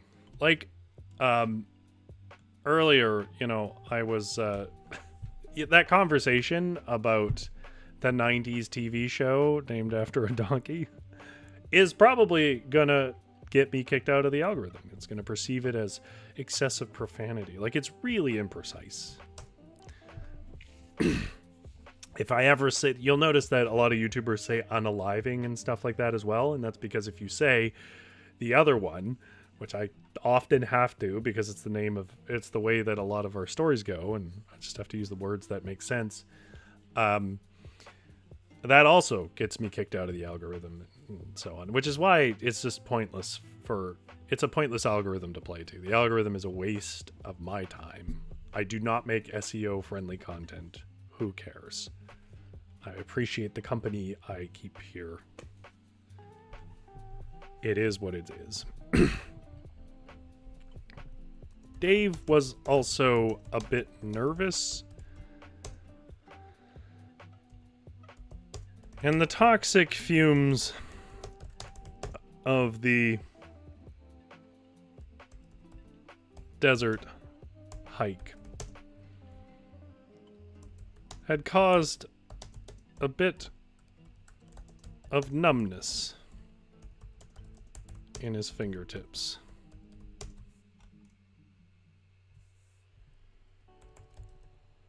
On top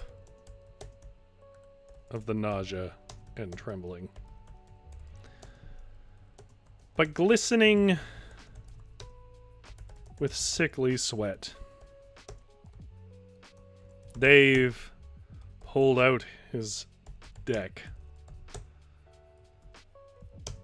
and in a moderately impressive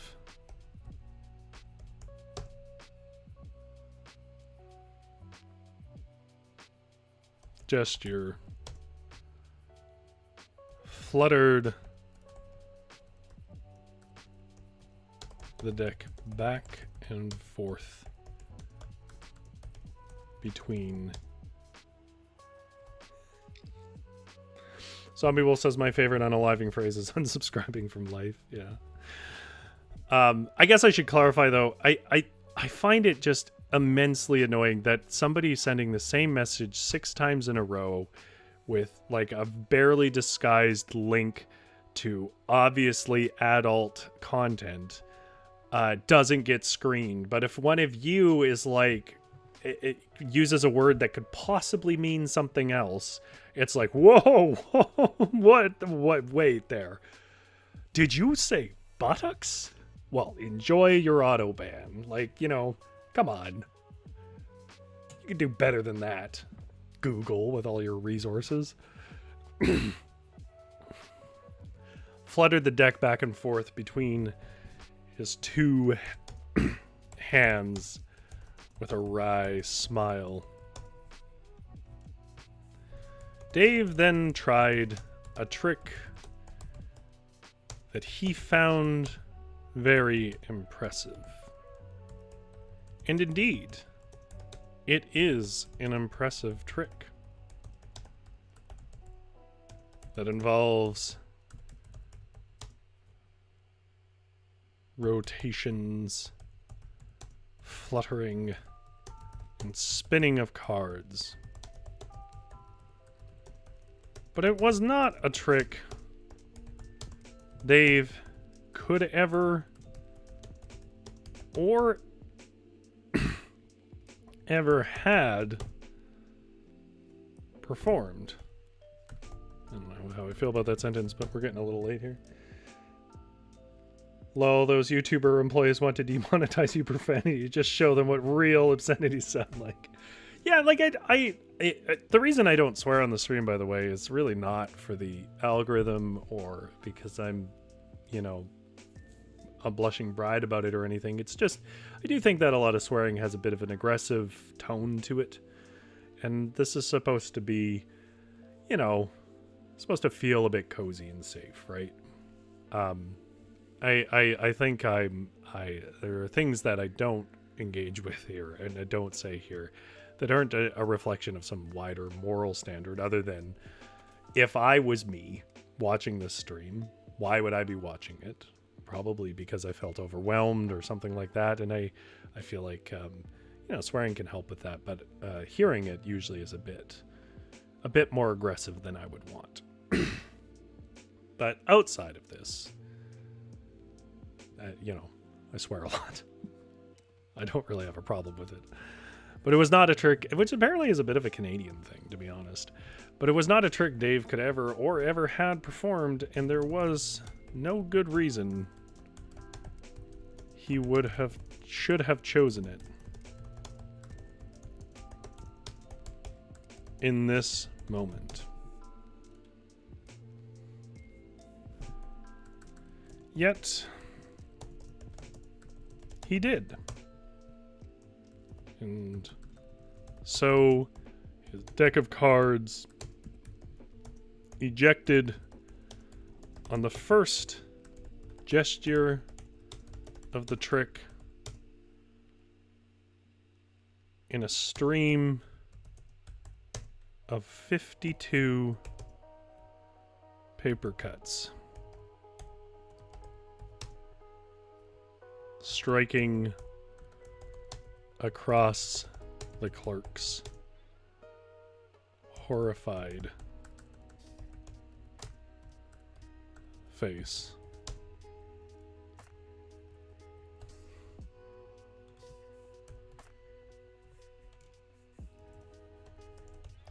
There was a pause after this. Dave's mouth agape.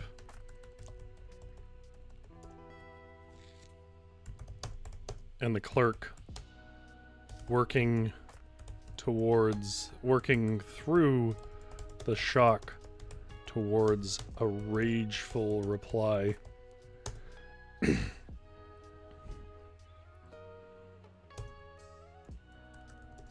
But before anything could be said, Dave shouted, "And that's why a trick for these treats." Then shoplifted. For the first time in his life. To be continued. I'm out of time for this story. That's pretty stylized violence, GS says. Zombie Wolf said, speaking, Tammy Morelli is like, ouch. Yeah, I suppose I should have content warning that. Speaking of deck of cards, I remember one D&D game where one of my friend's little brothers hid her dice, so she improvised with the deck of cards, and she just draw 2 cards and add their number value. That's very cool. I like that. There are even solo tabletop RPGs that do not quite that, but do use a card. I do have advice on how to use a deck of cards instead of a dice. Our DM was wonderfully chaotic, so she allowed it. I do feel like I think rules are important in a game. You know, it gives you structure to strategize around, which is part of the satisfaction of game. But I think sometimes people miss the point of a tabletop RPG by being a little too rigid. So I do try to do fun and weird things that are potentially game breaking, but like, if it really breaks a game, these are your friends. You can just say to them, "Hey, I think I made a mistake here. And we may have to walk back some features of this item. Or this choice, or whatever it is." All right.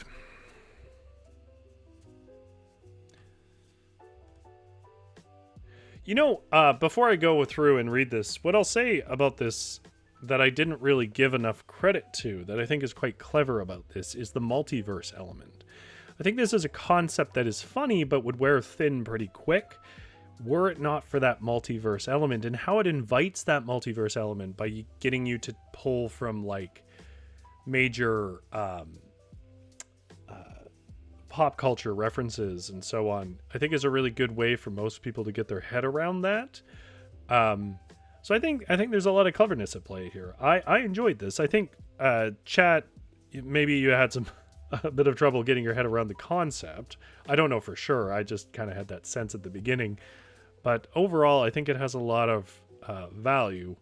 And I do really enjoy writing dumb characters and average people and stuff like that in extraordinary situations. If you're coming to this part of the show, it's because you just want to know what we wrote. And what we wrote was based on a game called Dave Ex Machina. And just very briefly, because it will be a little confusing, the story does explain it, but it could be a little confusing regardless. This is about a situation where people in an alternate universe summon a demon to help them accomplish some goal. However, They are using an incantation that has some kind of problem where it doesn't summon a demon, it summons Dave, an extremely average man from another dimension. So let's see what we came up with. Dave snickered at Sheldon's social awkwardness on the TV, such that he sputtered a few corn chips over his fading Incubus shirt. He sipped a bit of his light beer, he always found the darker brews too challenging, and smiled. Yes, this was a rerun, but it still got him in the funny bone every time. For Dave, this was a perfect Monday morning on the couch. Tomorrow, Dave would start applying for jobs, but today was Dave's day, and Dave was celebrating Dave. However, somewhere in the strange and dark mysteries of our infinite cosmos that existed beyond Dave, there was an incantation sorted out by an ancient wizard over decades of research and passed through forbidden, eldritch, dimension-traveling texts and tomes that contained a typo. Now, the typo was a simple one, an easy one to make in its ancient, indecipherable tongue, but one that would come to define Dave's Monday and indeed the rest of Dave's life. The incantation was meant to shackle, by magic bond, a dark spirit from the Antiverse, who would be bound to spread terror and evil on behalf of its speaker. However, instead of calling those spirits, it called Dave. This Dave. The Dave on the couch, covered in corn chips, not specifically inclined to evil nor talented in it, or really any other pursuit. So while Dave chuckled at another Raj burn from Howard, in a dimension not even science knew possible, this incantation was spoken, and Dave, pointless old Dave, was sucked off into that alternate dimension. Dave assumed he'd fallen asleep at first, but the startlingly loud suction of an interdimensional portal was so profound, Dave knew he could not have slept through it. His couch became a floor of crackling electrical lights, pixels even to his eye, in saturated tones. The air lost its sweet smell of stale beer and was replaced by the hot smell of soldered circuit boards. Dave was sitting in a circle of red text now, not on his couch, and it glowed ominously. Standing before him was a befuddled man in bright blue overalls, and a simple straw hat. "Who the hell are you?" the farmer said in a tone of indignation that bordered on belligerent rage. "Me? The hell is this?" Dave said nasally. "I was trying to summon an eldritch magical being, and well, I don't know what happened. Are you a dark beast of the Antiverse?" the farmer asked. "I'm Dave," said Dave. "Are you Jeff Foxworthy?" "Who?" the farmer said, flipping through his black, wicked-looking tome again.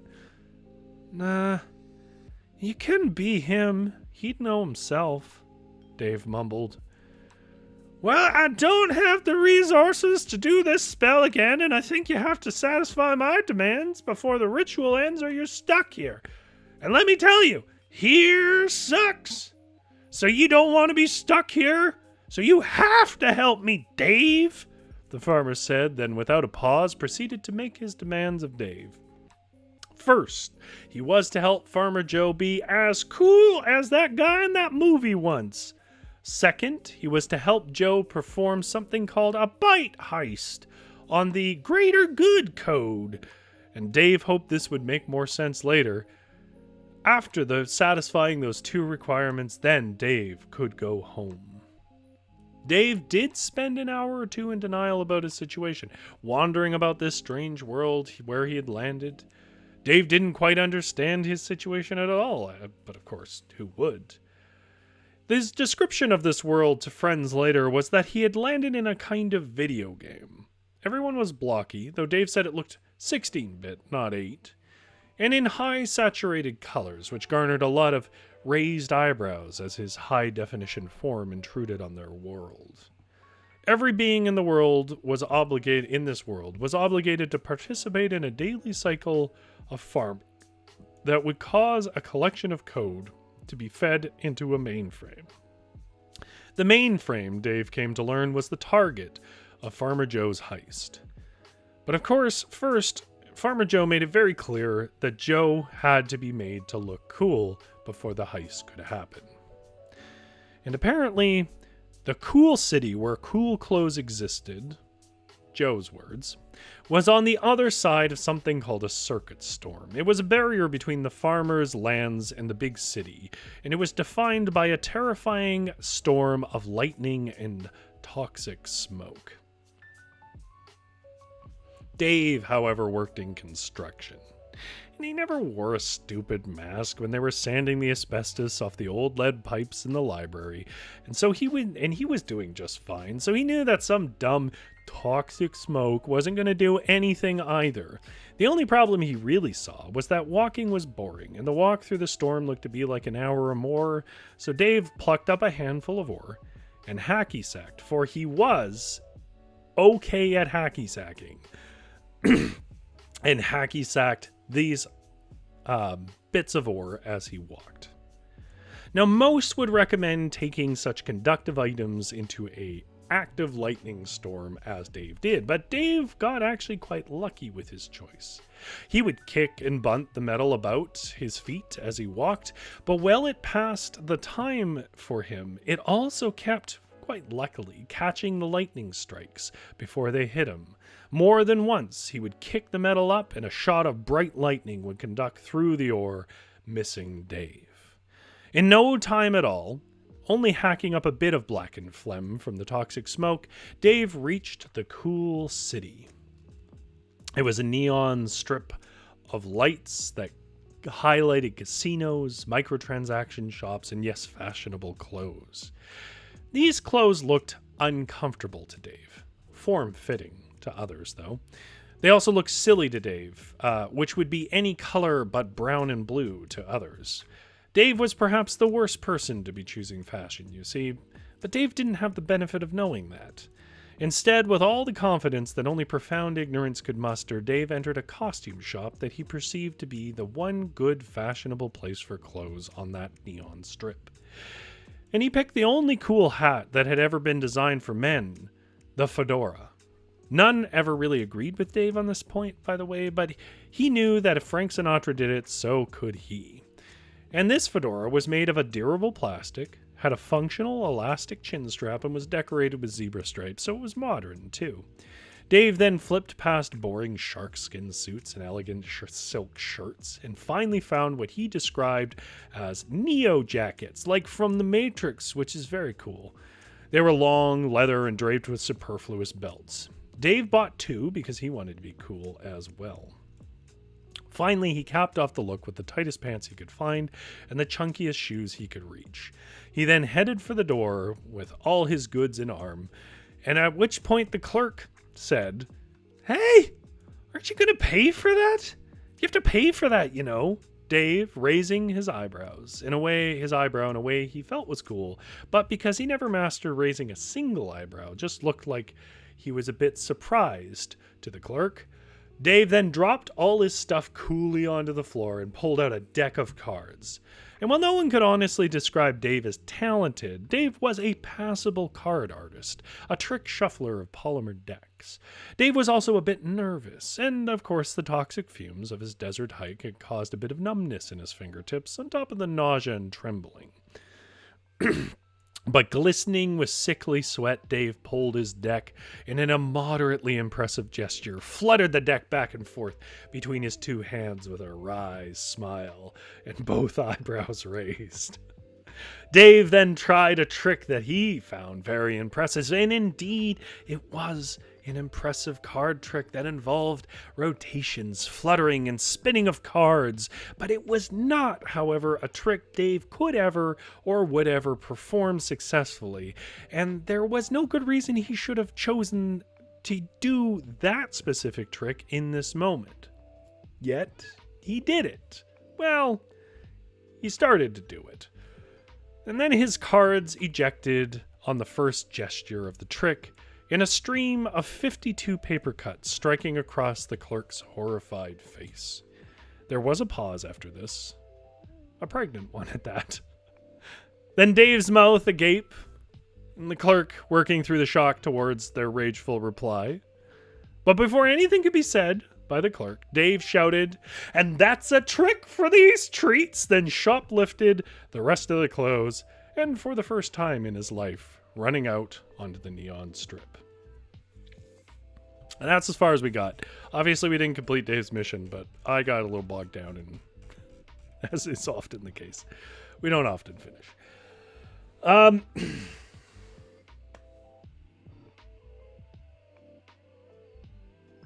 Yeah, Tammy, I really hope that you get some relief from the specialist, because it sounds miserable, and you deserve better than that.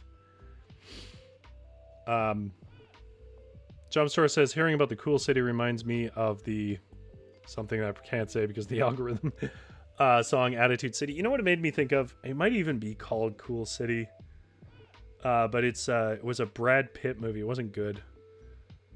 From the 90s.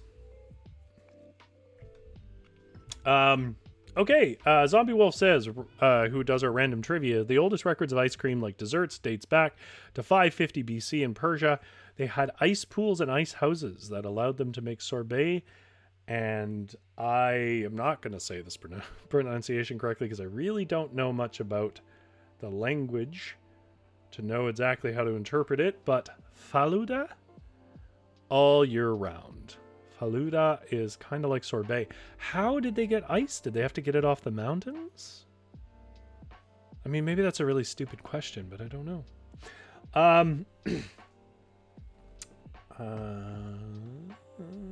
Yeah, I got, you know what I got? I got a Ninja Creamy, which sounds dirty, but it's not.